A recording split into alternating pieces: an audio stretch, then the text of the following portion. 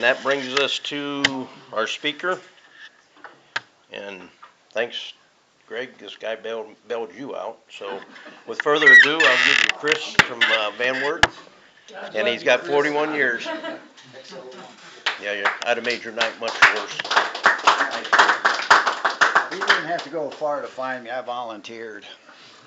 Yeah, my name is Chris, and I'm an alcoholic. But just in case you're wondering, I do have a whole name. It's Gordon Christopher Service. I live in Van Wert. You might find me somewhere, like Facebook or something, if you're interested. I don't recommend it because I'm pretty boring on Facebook anyway, and I don't do any of the other ones. I was just thinking that there's a scripture that says that, I think it's in Revelation, but when you're called in front of the, Antichrist or something, you're supposed to let the Holy Spirit speak through you, and you got to tell it like it is. He'll speak, he'll give you what to say, right? And I kind of have to apply that at AA meetings, sort of, because if I think about it, I just come up with a bunch of stuff, and I end up talking for too long, and I don't say anything. So I didn't think about it too much. I didn't have any time to think about it until I got here. Now I'm thinking about it too much, and I'm talking about it too much. There's other things to talk about besides talking at an AA meeting. Let's see. What it used to be like. It was kind of fun at the beginning. I remember buying 4 half-quart cans of Budweiser, and I don't know how many of them I drank, but I got pretty sick, and that was the plan. It worked good, and that was just the first. I was 17, just out of high school. The original plan was not to drink because my father drank too much, and me and my friend, my good friend growing up, his father drank too much, and we kind of made a pact, blood brothers do that, right? And we're not going to drink. That was probably 10 years old or something, And I think what happened as a result of that is that I was controlling my drinking before I ever even started drinking, because I wasn't going to drink, right? So I didn't drink in high school. I didn't have any, really didn't have any opportunities to. I was kind of a jerk, and I just didn't until I got out of high school, and then it took about 5 minutes after we graduated. I went and got some beer over in New York State because the drinking age was 18 in New York, and so you could just drive over the mountain from Pittsfield, Massachusetts, and get anything you wanted. A lot of people died going over the mountain, coming back and going over. That's where all the nightclubs were. That was the thing to do. That was in 1969. I was 17 when I graduated from high school.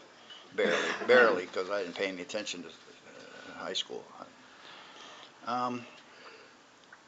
My drinking started out. It was as often as possible. That was what you did. You went, you got it, you drank it, you got more, and you drank it, and probably developed pretty good tolerance for it, because in the end, I could drink a lot more than a couple of half quarts and not get drunk. The first DUI I had, I was 20. I had a 6-pack, and I was nursing a quart when I got hit, and I was 1-2 on the Richter scale. The law was 1-5. They arrested me. They charged me. And by the time I went to court, the law had been changed to 1-0. So I was convicted really easily. I was only 20 years old. It's just before I turned 21, they took my driver's license indefinitely. Didn't say anything about going to AA meetings. I don't think they cared whether I went to AA meetings or not. I certainly didn't think about going to AA meetings, and I didn't. I was only 20 years old. That was pretty much the way it was until, let's see, I got my license back in 1974 after about a year and a half. I got it back in August of 74, so what are we looking at, about 50 years ago? 50 years ago. My father gave me a 63 Impala convertible, and I fell asleep drunk and hit a telephone pole and lost my license again for 6 years. This time it was 6 years. I don't know what my breathalyzer was that night, but probably pretty big. I was definitely drunk. And when I woke up, when I came to on the other side of the telephone pole, my life was changed. I felt different. I didn't know at that moment how serious it was. I just knew that I'd gone off the road. And when I got out of the car, after it wouldn't start, I started bleeding out of my nose and my face hurt right here. So I figured I must have nailed that steering wheel pretty good when I hit that pole. And I looked back, and the pole was sheared off at the ground, and about 20 feet up, it had a chunk knocked right out of it. On a state road, too, a big old pole. The pole was bobbing up and down. It was real quiet. It's 3 o'clock in the morning. I swear I could still hear my hubcap rolling down the hill. You know, I was stunned. I must have had a concussion or something. I don't know. I went around. I looked at the front of the car. It was stove into the timing chain. Man, cop says, "You're lucky to be alive." But they didn't take me to the hospital. You know, they took me to the police station. I wasn't so lucky. I wasn't so lucky as I walked home 20 miles after that. Quit my job, didn't work again for about 8 years or so. I think I had 1 or 2 little jobs in between. I didn't care. At that point, I didn't really want to drink anymore. At that point, I didn't care if I drank or I didn't drink, and I was able to not drink. I hadn't developed a had to have it kind of physiology. I didn't need it. I didn't need to have it, but I wanted it. Still, I mean, when I had the money, I would drink. I became more of a binge drinker than a all the time drinker. I didn't go looking for it. I took my license. I quit my job. I didn't have anything to do. And about let's see, that was in the summer of '74. About 6 months later, I had a nervous breakdown. I guess, but only about the only way to describe it, which started about, I don't know, many years of therapeutic drugs and aftercare and psychology and counseling and drinking and other things. Um, they couldn't pin it down. They gave me stuff to take to counteract the effects of the stuff that they were giving me. They were trying to fix me, but they wouldn't fix me. And and when I did drink, which was quite a bit, really. I mean, it wasn't every day, but it was as much as I could get my hands on. But hanging around people, going to bars, that's all I did. I just hitchhiked everywhere and didn't have a license or nothing. Somehow, after let's see, about a year of that, I met a girl and we got married because she got pregnant. That was probably not the right thing to do. I mean, sensibly, I didn't have a job. I was basically unemployable. They did everything to get me to go to work. They sent me to take all kinds of tests. I remember this one test. I like to tell this story because it was an interest test. They wanted to see, the object was to see what my interest. I'd had jobs. I'd walked off wonderful jobs like trackman on the railroad, right? I was worked in a paper mill. Could have worked my whole life, never got laid off that paper mill. Walked off that job. But I took the interest test, and they ask you 1,000 questions, and then they compile all the results, and they compare your interests to all these professionals and jobs, all the thousands of jobs. And my interests were the same as firemen, policemen, nurses, and funeral directors. It was like, well, what do you want to do? I said, I don't want to do any of those things. That's too much work. Just give me a job cleaning toilets or something. That was about all I felt I was good for. And that's probably about all I did, except I didn't really work. I worked at an Italian restaurant for about 10 minutes. Said I didn't peel onions fast enough. Luigi said I didn't peel onions fast enough. So anyway, I was controlling my drinking, but I was still drinking, I was still drinking plenty. Didn't think I had a problem with alcohol, even though I had lost my license a couple of times. I finally got it back. I don't know when it was. late 70s, I guess, sometime. Separated from my wife, and I got a job after when Reagan got elected. He put a lot of money into defense spending, and there was a guy he was a Jewish fellow. It was a family. He had a family business with sewing machines, and he had a contract to make extreme cold weather parkas for the Air Force. He was going to make 20,000 of them, get $75 a piece. And he hired me as a bar tacker, and I went to single and double needle machines. I was making pretty good money. I was actually a pretty good worker. And I don't know. This was after I had started going to AA. I got to tell you about that. So before I got this job, finally I got a regular job. I was separated, and I was, kind of getting back on my feet. But before that, in '78, I was separated from my wife. I was living in it was a residential treatment center, halfway house or something. I don't think I was living at home. But my father, he worked for the Department of the Navy. He came into town on business once in a while, and he came to see me, and we chatted for a few minutes. I didn't know it at the time, but he had been sober for about 2 years at that point, which is pretty good for him. As far as I was concerned, just as an aside, I compared myself to him when it came to drinking. And because there was no way I could drink like he did, then I wasn't an alcoholic. I mean, I had problems with alcohol, and I knew that, but I wasn't an alcoholic, and I didn't want to be one anyway. I'd already decided that. That's a big baby. Big guy. He's a big guy. So anyways, my dad came to see me, and we talked a little bit. I think he actually wanted probably to see his grandson, but he got me instead. And he said, well, I got to go. It was about 6 o'clock at night. And he said, I got to go. I got somewhere to go. And I said, well, why don't you let me come along? And, we can talk a little bit. And he said, well, you can come along if you want. I didn't know where he was going. I just said, okay. So I got in the car. He had a rental car. And he drove up to Williamstown, Massachusetts, to Williamstown College. Williams College, I think it is. Pretty nice college up in Williamstown, Mass. Yeah, AA meeting.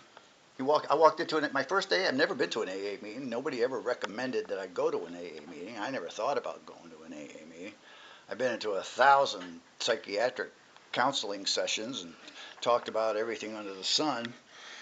But I walked into this meeting, and that's probably 50 miles away from where I grew up, but still in the area, like going to a meeting here from where I live now. And I knew the speaker. I went to school with him. He was younger than me. We played Little League together. I knew him. I was flabbergasted. I drank just as much as he did, and I was impressed. I thought, well, I like this. Nobody minded that I was there. I wasn't used to that. I wasn't used to being, allowed in and allowed to stay places. And so I thought, I'm going to go to these AA meetings, and I did. I would go for 2 or 3 months or 2 or 3 weeks, and then, I would just stop and I would drink, and for a couple of days or something, and I'd go back, and I did that for 5 years before I eventually stopped drinking. But that was when I first started going. It was in '78, and then I got this job, and I was single, and I was making a little bit of money. But then the job fell apart. The guy moved to South America or something, and I didn't have a job, and I didn't have any money, and I got really hungry, and I got sick. I got withdrawn and pale. I lost a lot of weight. I went down to probably 160 pounds or something, and but I wasn't drinking. And I went to an AA meeting one night in the Hillcrest Hospital. It was an anniversary meeting for the detox unit in the hospital, and the speaker had 10 years of sobriety, and I was sitting in the back. I never talked to anybody at AA meetings. I never got phone numbers. I would leave early and stick my thumb out to get a ride rather than ask you for a ride home. I would stand outside, and if you stopped, that was great. But other than that, I wasn't going to ask anybody for anything. I don't know. I didn't do it. I didn't talk to anybody. we went around the room, I would just say, I'm Chris, you know. I didn't identify in, I just went to the meetings, and I knew that they were helping me. And so that's what I would do. But in any case, the fellow was speaking. He got about halfway through his meeting, to his speech, and he said something that changed my life. He said, I smoked marijuana for the first 5 years after I quit drinking. And I thought, what an asshole. He's telling me he's got 10 years of sobriety. He's getting high for 5 years? That's not 10 years of sobriety. I knew that. I mean, that was pretty plain to me because I wanted to be sober. But I was smoking pot too. So I had to pray about that. And that night, the desire to use it went away. So without the drugs, without the alcohol, I had nothing to keep me together. And I went right off the edge. I was manic, I was depressive, I was psychotic, I was everything all at once. And I ended up in Baltimore City, Maryland from Pittsfield, Massachusetts, overnight on the street with nothing but my clothes and no money and definitely off the rails. And I got arrested for different things like vagrancy and, causing everybody to wonder what I was doing. What are you doing sitting there tearing up those cobblestones in front of City Hall? Well, I don't know. Somebody down there. I got to get them out. Come on and help me. Yeah, okay, sure, buddy. Yeah. Yeah. And it's funny how you can go to jail and if they think there's something wrong with you, they'll take all your clothes so you don't hang yourself and stuff. But at this particular situation, I was in the city jail at the police station with my shoes and my shoelaces, boots, long ones. I could have done some work with those, and my belt. I had it all, but I didn't think about killing myself. I thought about escaping. So I flushed all my clothes down the toilet so it would back up, and when they opened the door to fix the toilet, out the door I went. Downtown Baltimore. I didn't get out the door. They said, you ain't going nowhere. Wear this paper suit. We're going to take you to the jail now. And so they did. I got in a fight in the first 5 minutes. They put me in some sort of solitary room about as big as this table right here, chained to a bed. Got out of those things too. But after a couple of days, I started to come around a little bit, and I was in the ward. There was 4 or 5 guys. I was in the Baltimore City jail, which is pretty big, and they had a whole section for psychiatric criminals. And then there's the population over here. And I was in the middle, in the hospital ward, and I'm listening to the insane over here, and I'm thinking about these guys over here. I'm thinking, well, where are they going to put me? I don't want to be in either one of these. And so I prayed again. And nothing happened right away, but after a little while I felt like, Jesus came into the room. Kind of like the Holy Spirit, because I couldn't see it, but I felt like he was there. He came in, and I never really had a whole lot of I don't know what you want to say, relationship with God. Talking, I mean, mostly it was combative, like, yeah, what are you doing this to me for, and all that other stuff. But I realized that God was God, but this was real personal. This was like a personal visit to me. And as far as I knew, he was sitting on the bed next to me, and all I could say was help. Just help. And then that feeling kind of passed, and I laid there for a few more minutes, and about, I don't know, a little while later, I thought that I had a what they call an aha experience, or an epiphany, that alcohol was the problem. Alcohol was the reason that I was there, And when I made that connection, finally, after all those years of going to AA meetings, I knew just what to do, right? I mean, you go to AA meetings and you don't drink, and your life will improve. I've seen it. I knew it worked for everybody except me. Yeah. And I heard, so I got right up. I went to the window and I asked the nurse to, if they had AA meetings in the jail. And she said, well, I'll have the psychologist come and talk to you. And he came and talked to me. He said, yeah, we have a residence alcohol program here. And he says, I'll put you up in that. So I went upstairs to the big room, and they were just as crazy as everybody else, but some of them were serious about not drinking because they were facing some serious charges. I really wasn't. But I knew I was going to be there for probably 30 days or something. And so they brought meetings into the jail. So I started, I went to the meetings in the jail, and I made arrangements with the psychologist to go to a 21-day treatment plan program when I got out. If I got out. And I went to see the judge after 30 days. And we had a nice little talk, me and the judge. And he said, well, it sounds like you know what you're doing. Go ahead and go to that treatment center and good luck. And the door was closing behind me on East Baltimore Street, walking out of the courthouse. And my first thought was, I don't need to go to that treatment center. I'm out here now. I'll just go up to the jail and I'll get my clothes, my little box of maybe a book and a pamphlet and a pair of socks or something, and then I'll go down to the University of Maryland and check into the Turk House if they'll take me, right? And so I walked all the way up to the city jail and I got my stuff and I went all the way back down. I stopped to drink some real coffee, in the city jail. I noticed one day when I was going down to get my medicine in the elevator, they had coffee in the boxes that they drink in jail. Artificial imitation coffee. Go figure. I got out of that jail. I went to a little tavern and had about 8 cups of coffee. I said, I gotta have some real coffee. I gotta drink this shit. Yeah, I haven't stopped drinking it yet. Anyways, I went to the University of Maryland, so they said, well, we have to make sure that you haven't been drinking. So I had to sit there for 4 hours or something. Then they sent me over to the Turk House, which was started by a psychiatrist named Isidore Turk from Spring Grove Hospital.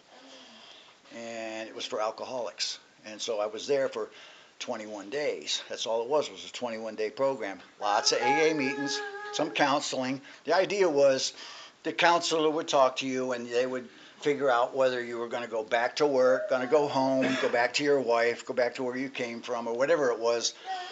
In 3 weeks, you were out of there. And none of that happened. I sort of fell through the cracks for about 3 weeks. And then on the 21st day, the guy came in and says, you're leaving. I said, whoa, really? Where am I going? He said, well, there's a treatment center on the other side of town. He says, we got you in over there, and you're going to go over there. So I said, great. At least I got a place to go. So I had 30 days of sobriety in jail.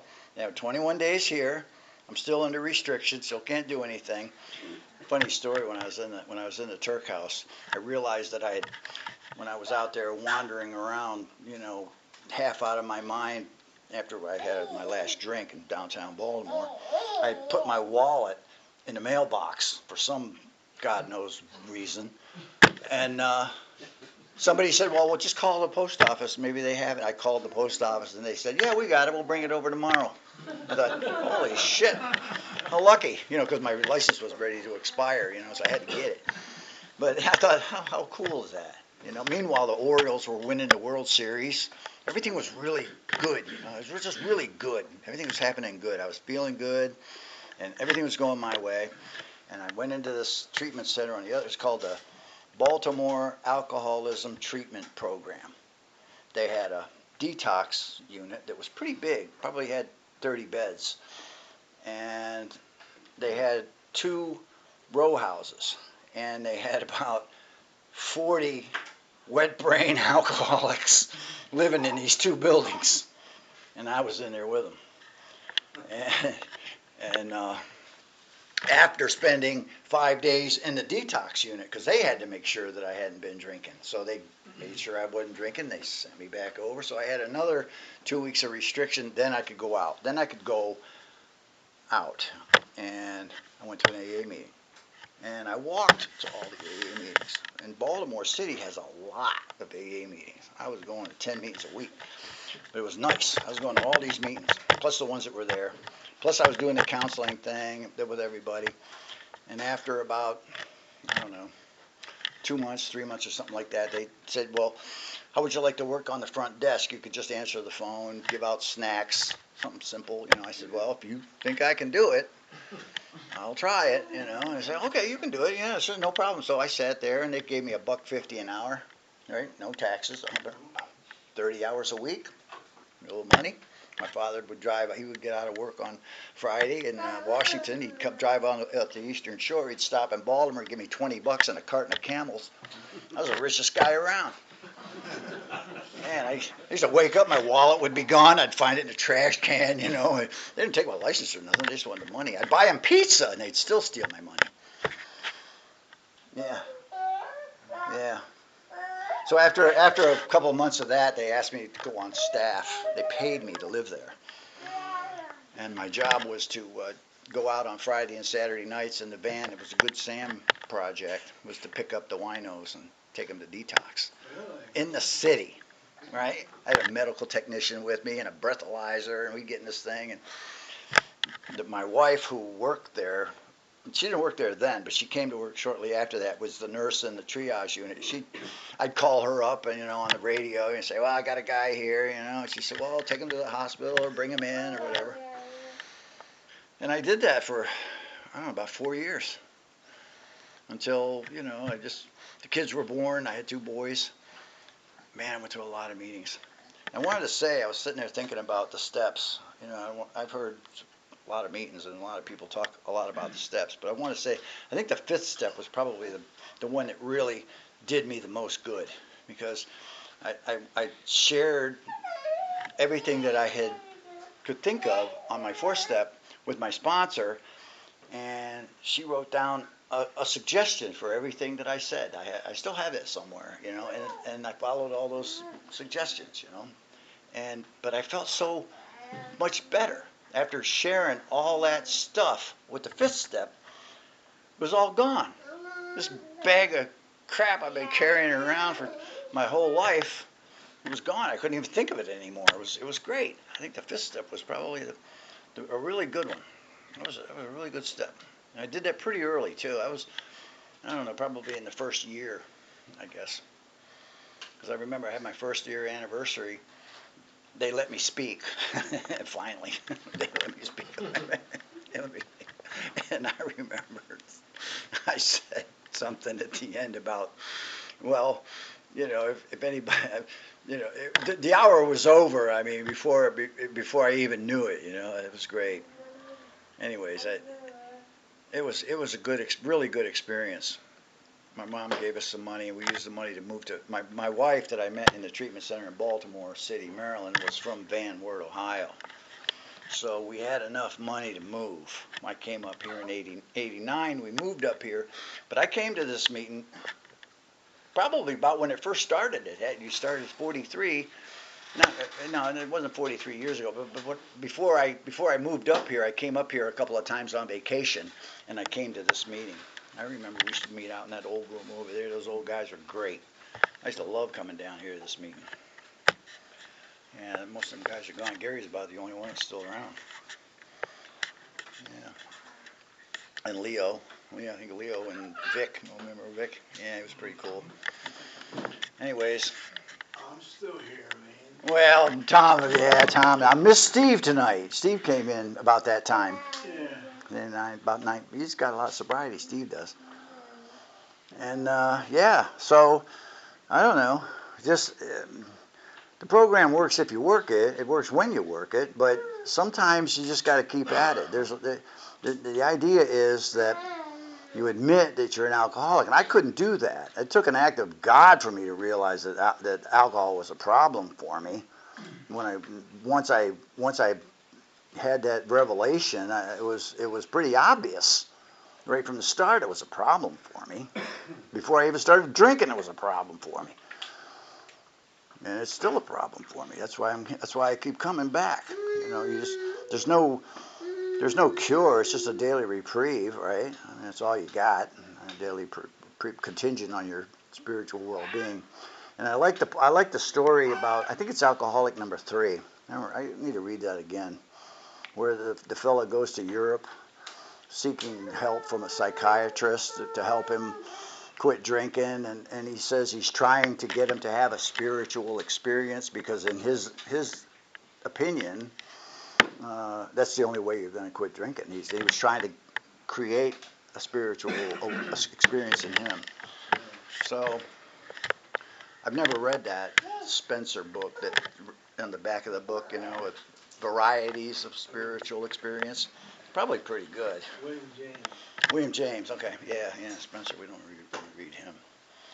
Anyways, since then, since I've been sober, it's been kind of a rocky road, really. I did get a job at Fleetwood, and I did all right for about 18 years, and then the bottom fell out of everything back in 2008, and I was out without a job. My wife was able to work a little bit. And then in 2014, she came down with rheumatoid arthritis, and it killed her. She died 2 years ago. Yeah, and that was pretty rough. It was rough in the sense that it got rough real slow. It took 8 years. And in the end, she got blood poisoning because her kidneys weren't working, and she just died. Which really surprised me. I didn't think she was going to die. She had been through sepsis before, but this time she didn't come out of it. But, life goes on. You got to, staying sober is not the issue. It's just, dealing with life on life's terms every day. You just keep going and going. And I used to tell the guys in the treatment center, I said, what are you going to do when you get out of here? I said, you're not going to meetings. I said, you're staying sober. I says, and you look good, you're eating good, you putting on some weight and everything, but what are you going to do when you get out of here? Well, I'm going to go to church or whatever. I said, yeah, okay. Well, it didn't work. That one fella, Jay, I think his name was, he married a pastor or something, and he was, man, he looked great, but he was in the detox when I left, because he didn't go to meetings. I said, I used to take the guys to the meetings. We had a van, no chairs. We used to put these chairs like this in it, put 9 or 10 of chairs like this in the van and drive it up to a meeting. These old guys, yeah, it was great. We go to these meetings. It was for me. Hey, if you want to come, I'm going. I'm taking you going. They paid me to do this. It was great.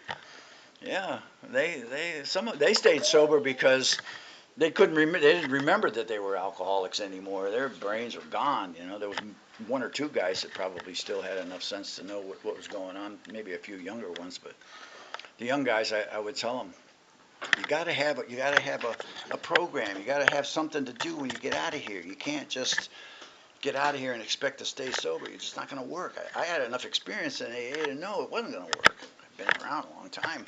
I mean, at that point, I was new. I was new to sobriety, but I knew how the program was supposed to work and how it did work. So that's what I was trying. Hey, you need to do this. And there was a couple of guys. I had a guy one night. I got called up by the intergroup to take a guy to an AA meeting. I went to pick him up. And I recognized him because he used to come into the detox unit, and I'd do his intake every weekend. He says, you want some money? I says, Alton, what are you talking about? He says, I got $250,000. He says, I was drunk on the side of the road, and the guy ran over me, and I woke up in the hospital, and the lawyer had sued, and he was in a coma for like 3 months, and when he came out, he was practically a millionaire, right? And he's throwing money around. I said, no thanks, Alton, that's okay. I said, you just keep going to meetings, okay? And I never saw him again after that, so I figure he's probably dead now, but I thought that was pretty cute. I thought that was pretty cute. Wait, what can that happen to me, Gary? Fall asleep drunk and wake up with all that money, Like, where you been? Oh, I've been in the hospital. Yeah, really? Well, here, this is all your, yeah, great. I'll take it. Anyways, there was so many stories in that treatment center, and a lot of tragedy too. when I first started going to AA meetings back in '78, I went up to Ware, Massachusetts, Ware, Ware, the town that couldn't be licked. I went to there. I was living in an abandoned, condemned hotel and working as a knitter making velour, and I was staying sober I did that for about a month. Got out of work one day, I went to Friendly's and I was eating and the fire truck goes by and I wonder where he's going. Well, they were spraying water into the hotel where I'd been living. I said, okay, I'm done now. I guess I'll go back to Pittsfield. It was just cute. But there was a couple of guys in there living besides me, and they were so sick. I couldn't believe how bad it was for and they're still breathing. Holy shit. I mean, I knew alcoholism was bad because we had town drunk growing up, a bottle of wine up and down the railroad tracks every day. But these guys were like, holy. I picked up a guy one night in Baltimore City. His breathalyzer was 5. And he was standing. Huh? Yeah. I think it can't be right. It's got to be something wrong. No, I was okay. Take me. I'll go in. I'll go in, Chris. Okay, get in. Let's go. Take you in. Yeah, I missed that job. That was a really good job. Taking people to AA meetings and picking them up and the mostly winos. That's what they told me at the Valley House one night at an AA meeting. They said you might as well drink wine, Chris, because that's what you're going to end up on. just drink wine. Don't worry about all that other stuff. All right. Okay, that's good advice, but I don't plan on drinking again. But thanks for the tip. That was the same meeting. I was sitting on the floor. That was where you could smoke in meetings in those days. There was so much smoke you had to sit on the floor to get away from the smoke. And I heard a guy speaking up there one night. He said when I first came into Alcoholics Anonymous, he said Jesus Christ could have been given the lead, and I wouldn't have paid attention to a word he said. He said, but when I was ready, a monkey could have been speaking, and I would have done everything he told me to. I thought, I can relate to that. I really can, because I listened to everything everybody said. I mean, I took advice from everybody, whatever it was. I mean, that's what I did. I got the tokens. I cleaned the ashtrays. AA meetings, yeah. I went to the meeting on the United Way building downtown Baltimore 5 days a week. They paid me $50 to clean up the coffee pot. I said, you don't have to pay me. You're not supposed to make money going to AA meetings. He said, well, we got to have this room has to be cleaned. We can't afford to be thrown out of here. We need somebody to clean up. I said, okay, pay me. I'll do it. Why not? So I did. But I was so naive. I thought I was living in the city. I'm from Baltimore originally. I was born in Maryland. My grandfather lived there. I felt at home, but I didn't realize how dangerous it was. I was out one night. I was standing on the corner. I was going to an AA meeting. I was waiting for the bus. The taxi cab driver stopped. He said, "Get in." I said, "What are you talking about?" He said, "Get in." I said, "Okay." He says, "You can't stand out here." He said, "They'll kill you." I says, "Really?" No, I didn't. No, I didn't feel threatened. I kept walking to AA meetings all the time, but he was probably right. I don't think I would do it now. But back then I would do anything. I went to meetings everywhere. Johns Hopkins Hospital, they had doctor's dining room. That's where I met my first sponsor. That's enough. I just want to say that if you think you got a problem with alcohol, you probably do. And they said that you can hear things that make you not want to come to AA meetings, and I can understand that. But just remember that you can always come back. You can always come back to the AA meeting, and it'll work. It'll work if you don't drink, but you also have to kind of put a little bit of effort into it. A lot of effort really when you get right down to it. You gotta go to a lot of meetings. I mean, the meetings have to be more important than anything else in the beginning, at least for, I don't know, a year maybe, something, at least for a long time. They just got to be predominant. There's no excuse, you just got to keep going to those meetings. So anyways, my father died in 1985. He had 9 years of sobriety, which was good. you know, and I was there and I was sober and I miss them, but I've been sober ever since 1983, which is pretty good. I didn't think I was going to make 25. I mean, years old. Yeah, me You either. know, I mean, and then I didn't think I was going to make 30. You know, after that I got sober and I thought, well, I hope I make it to be 31, and then you know I'm still going. I'll be 73 next month. Yeah, I'm still going. The goal is 80. If I get 80, I'll have 50 years. You know, something like that, right? Gary's business, you know, territory. Anyways, that's enough out of me. Thanks. Hey, There you go. Anytime. Chris. And I know it's hot, so keep the comments short so we can go out. I'm Dwayne, I'm an alcoholic, and I am just very grateful that you came up to the meeting tonight and offered to give a lead, Yeah. because I was going to give a lead for my birthday and tell this program that I probably wouldn't be here if it wasn't for this program and the good people in it. And I just appreciate your lead. It was very honest, very truthful, and if you don't work this program, you're not going to make it. That is God's honest truth. Because I was here at 33 years of age to save my job, my family, and my life. And after 6 months, I gave up because somebody, my sponsor, I can say his name, Larry Goffney, asked me to give a lead. And I wasn't going to tell nobody my shit. So I said, yep, I'll give a lead, and I never showed back up. I quit going to meetings. Gary was my other sponsor. And he'd see me in Coldwater here and he'd say, how you doing? Good.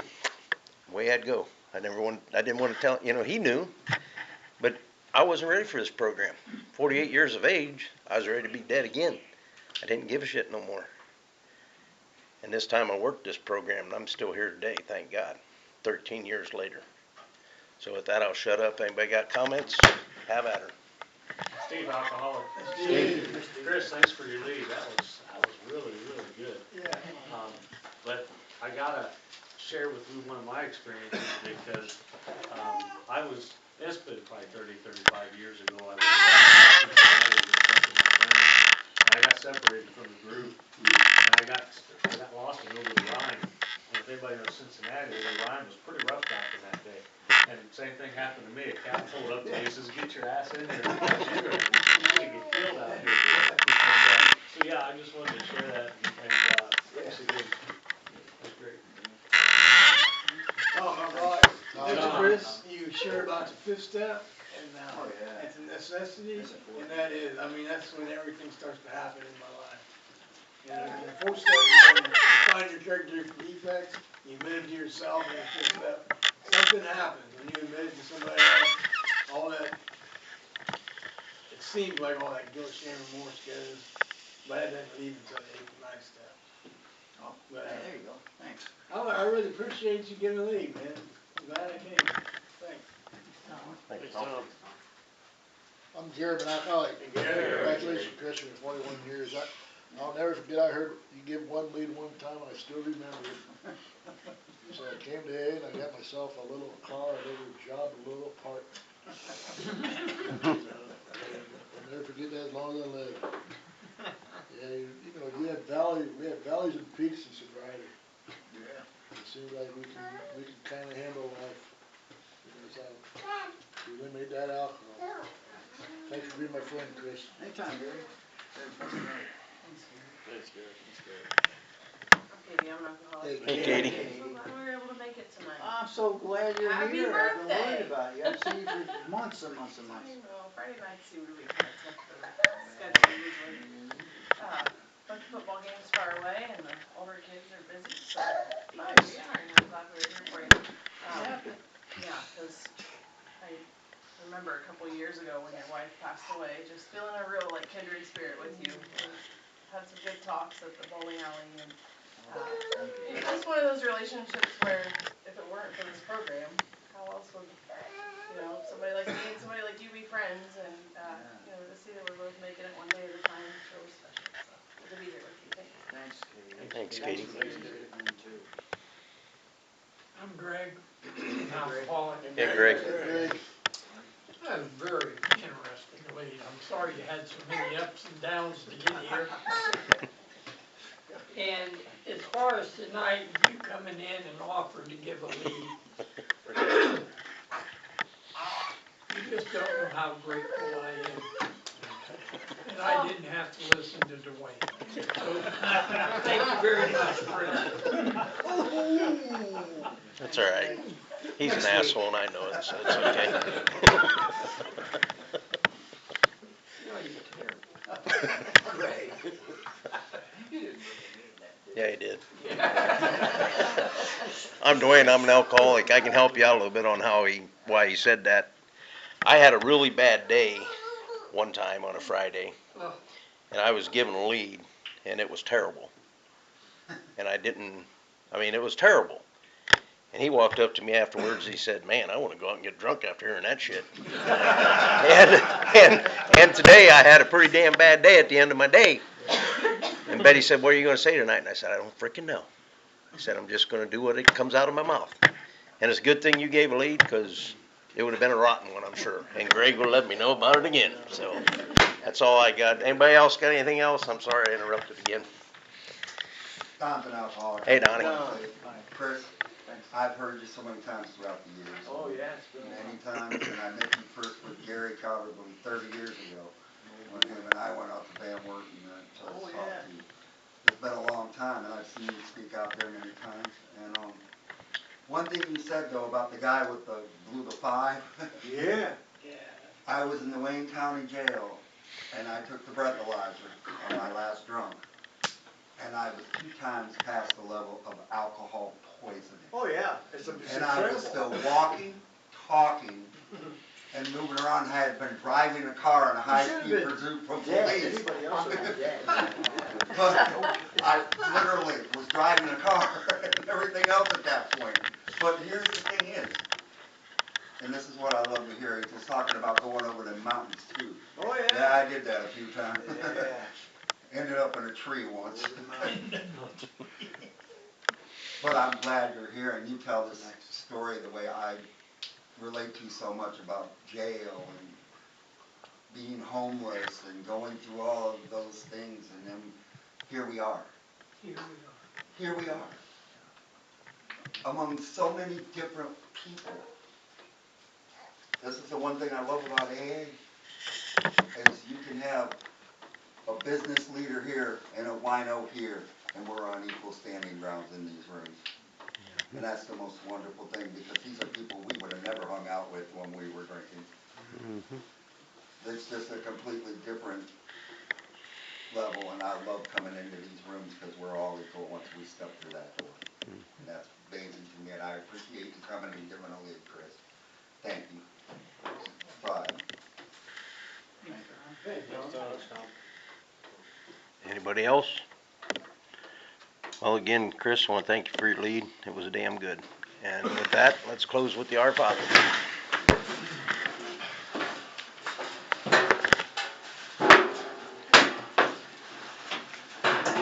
Your birthday? Yeah, it's my Happy birthday, buddy. Yes, it is.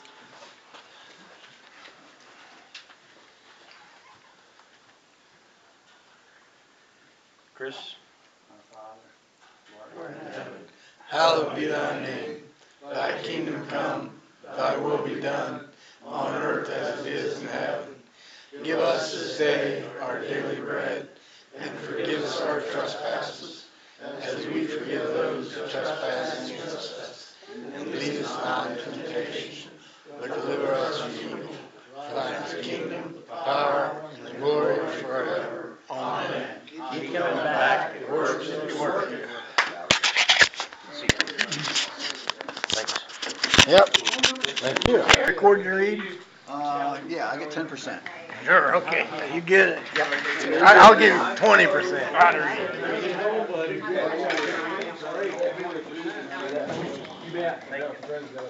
Hey, Don, brother, how are you?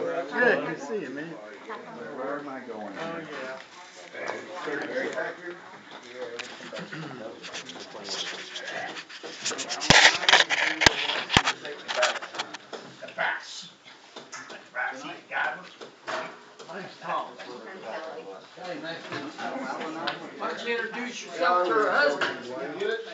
did.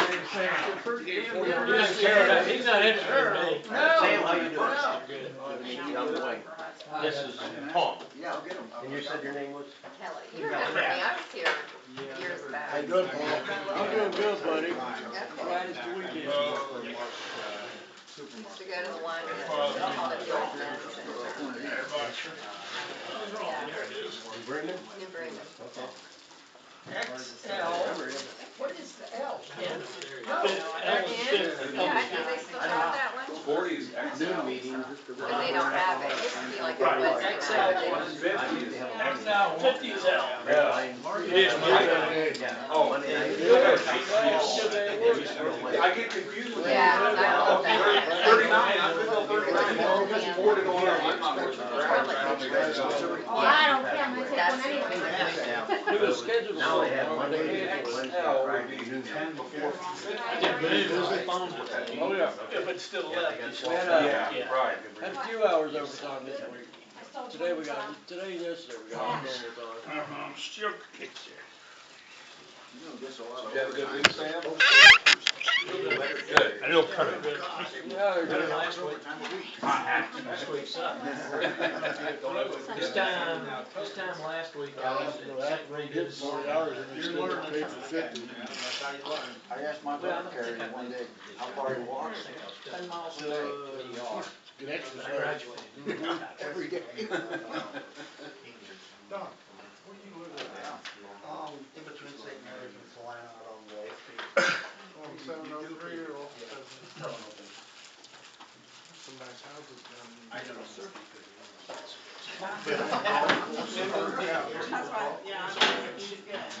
When I eat, the English tell them I'm not getting ice cream tonight. Key business. We have. I recommend the chocolate one down at the bottom. To get the good one, you gotta get the good ones.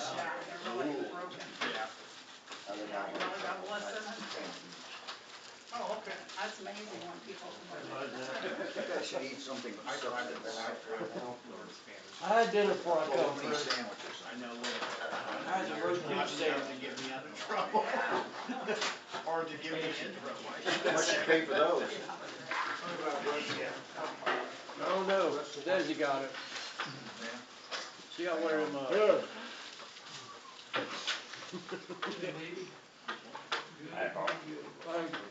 It's much better now, we've got a lead. Down in Villanova. Wayne here.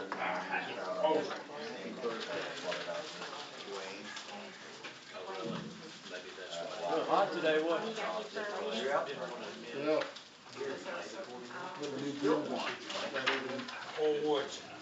Good crowd?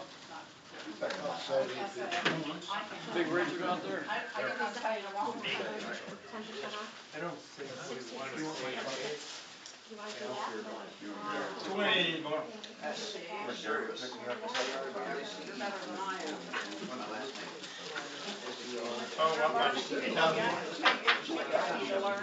And it's not an alias.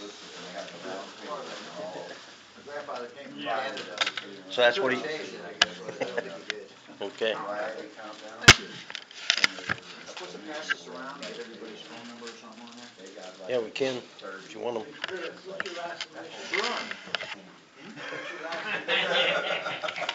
And almost everybody else is that now. That's the guy where they have the old timers. Yeah, Yeah, if you want to send it around, get names and numbers, you can. we went with Gary and. Kinda nice, I like to look at them. I think the last time I was there, Brian from. Okay. Can I start, Greg, or am I too early, or? No, you're fine. Go ahead. No, okay. Let's get this over with. Exactly. I'm Dwayne, I'm an alcoholic, Wait. and welcome to the Friday night, quarter group. And could we start this meeting with the serenity prayer? God, grant me the serenity to accept the things I cannot change, courage to change the things I can, and the wisdom to know the difference. And a friend out there has the preamble. I'm alcoholic. Hey, Richard. Hello, Anonymous.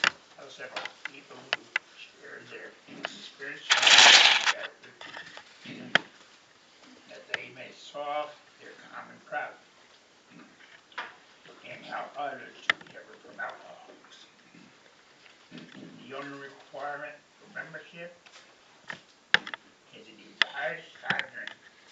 There are no dues, fees, or for a membership. There's South Party through an contributions. Is not highlighted with any tax, nomination, politics, organizations, or institutions. Not wish to and wish not to. Does not wish to engage in controversy. Neither endorses nor opposes clauses. Our promise, our primary purpose is to stay safe and help others. Our keeps burning. Thanks, Richard. Thanks, Richard. And we're passing the basket. And next one is, somebody has how it works. I'm Greg, alcoholic. Hey, Greg. How it works. Rarely have we seen a person fail who has thoroughly followed our path. Those who do not recover are people who cannot or will not completely give themselves to this simple program. Usually men and women who are constitutionally incapable of being honest with themselves. There are such unfortunates. They are not at fault. They seem to have been born that way. They are naturally incapable of grasping and developing a manner of living which demands rigorous honesty. Their chances are less than average. There are those, too, who suffer from grave emotional and mental disorders, but many of them do recover if they have the capacity to be honest. Our stories disclose in a general way what we used to be like, what happened, and what we are like now. If you have decided you want what we have and are willing to go to any length to get it, then you are already taking certain steps. At some of these we balked. We thought we could find an easier, softer way, but we could not. With all the earnestness at our command, we beg of you to be fearless and thorough from the very start. Some of us have tried to hold on to our old ideas, and the result was nil until we let go absolutely. Remember that we deal with alcohol, cunning, baffling, powerful. Without help, it is too much for us. But there is one who has all power. That one is God. May you find him now. Half measures availed us nothing. We stood at the turning point. We asked his protection and care with complete abandon. Here are the steps we took, which are suggested as a program of recovery. Number one, we admitted we were powerless over alcohol, that our lives had become unmanageable. Two, came to believe that a power greater than ourselves could restore us to sanity. Three, made a decision to turn our will and our lives over to the care of God as we understood him. 4, made a searching and fearless moral inventory of ourselves. 5, admitted to God, to ourselves, and to another human being the exact nature of our wrongs. 6, we're entirely ready to have God remove all these defects of character. 7, humbly asked him to remove our shortcomings. 8, made a list of all persons we had harmed and became willing to make amends to all of them. 9, made direct amends to such people wherever possible, except when to do so would injure them or others. 10, continued to take personal inventory, and when we were wrong, promptly admitted it.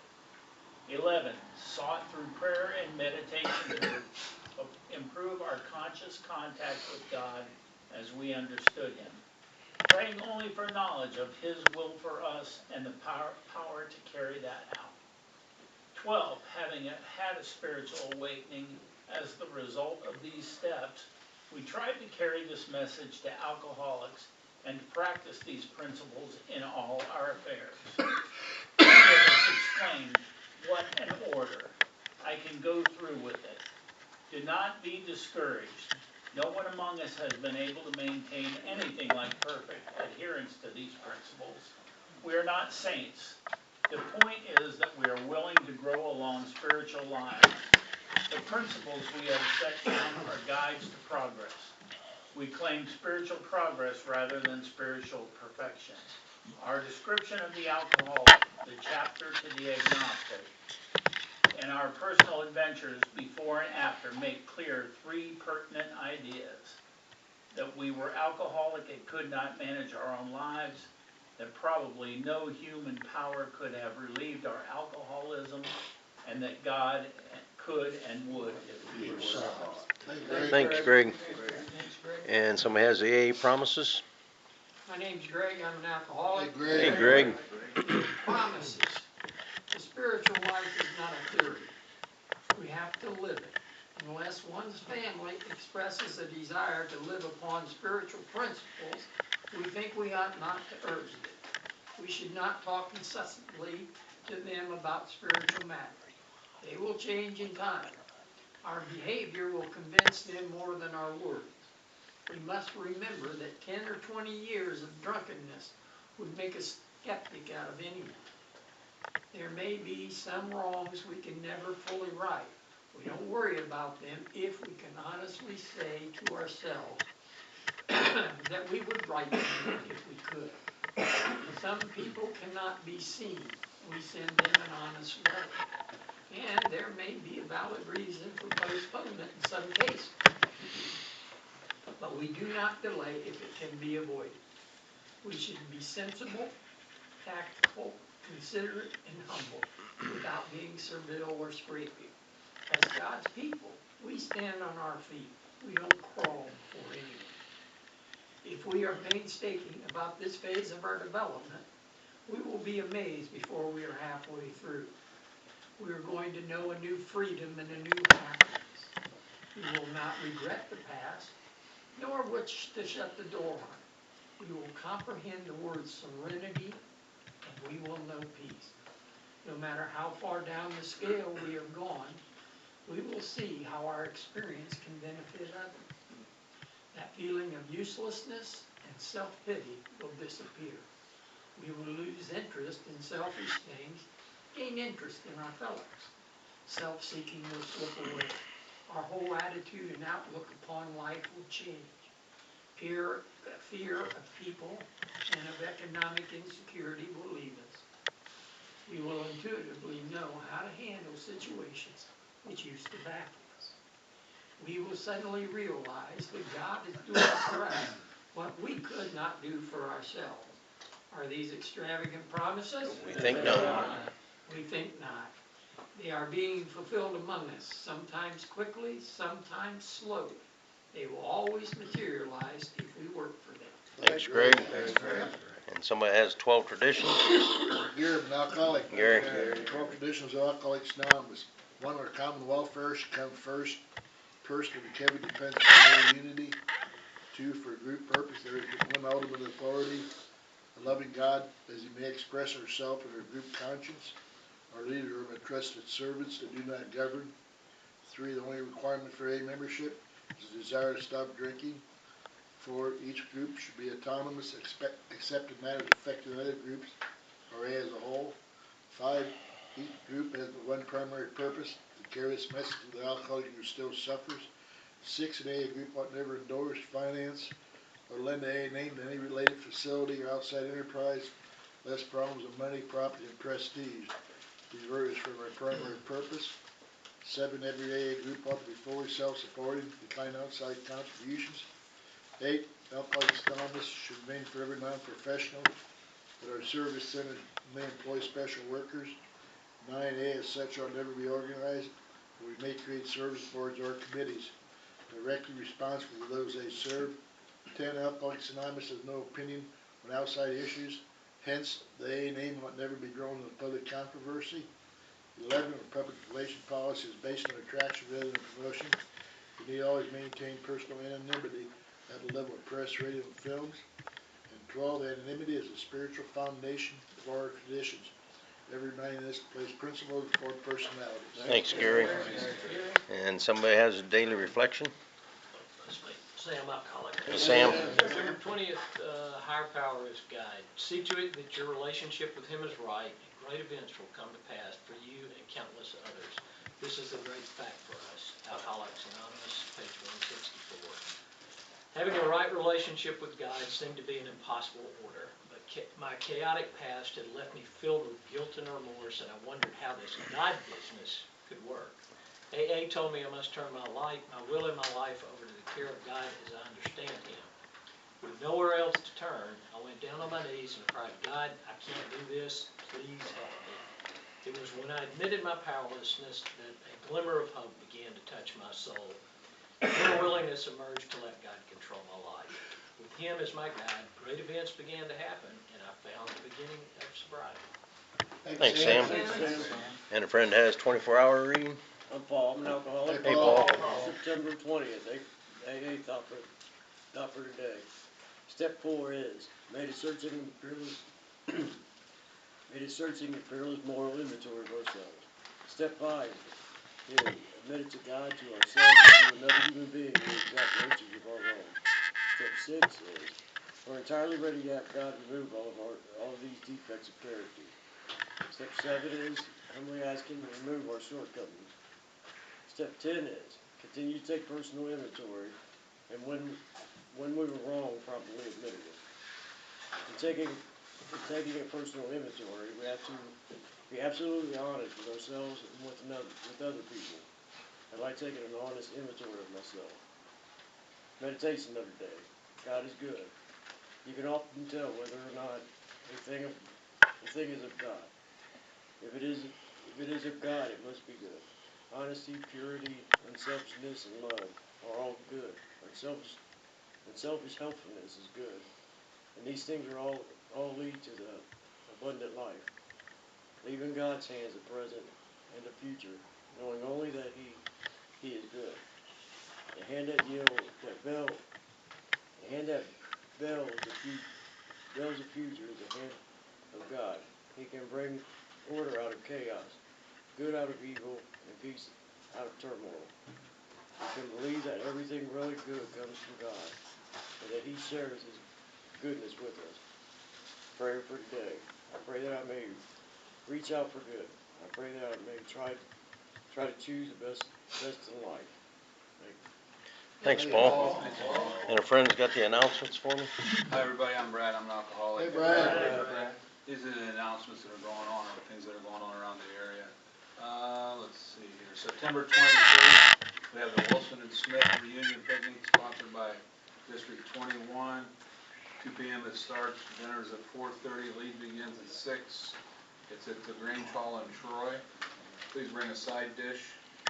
And if you want to donate or volunteer, text me. September 28th, we have the local Kevin's Annual Fall Bash. It's at 7780 Burville Road, Salina. Chili and broth will be provided. Bring a side snack or a dessert to share. Don't forget your lawn chair. October 13th, we have the Coldwater 43rd anniversary. It'll be right here in the church basement. Doors open at 1. Bring a friend in a covered dish. Eat at 1:30. The chicken will be provided. 2:30 we have leads. AA lead is Leo from Ansonia, and the Al-Anon lead is Lori S. from Hartford City. And everybody knows about this band pride thing. If you want this, you can scan the QR code, and it's got some events on there that's happening in the area. That's all I have. There's one behind that. Did you do that Winchester one? The Winchester meeting will now meet starting in February 23 at Farmland, Indiana, at the Christian Church on 212 North Main Street on Tuesdays at 7 p.m. Thanks, Brad. Next week, we got a group conscious when that anniversary, the 28th, we'll meet with the Al-Anon group after the meeting. Here? Yeah, here. Okay. All right, thanks, Gary. Are there any other announcements from the floor? And sobriety tokens? Corky? Hello everybody, my name is Jorge and I'm alcoholic. Coldwater AA group pass out tokens for different times sobriety. The first one is 24 hours. Is anybody here?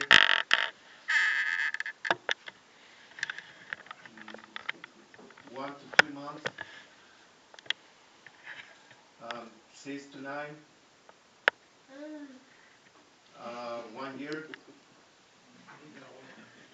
Or more than a year, 20, 30, 40. Well, yeah, I got 21. What do we have? 41. 21. Hey!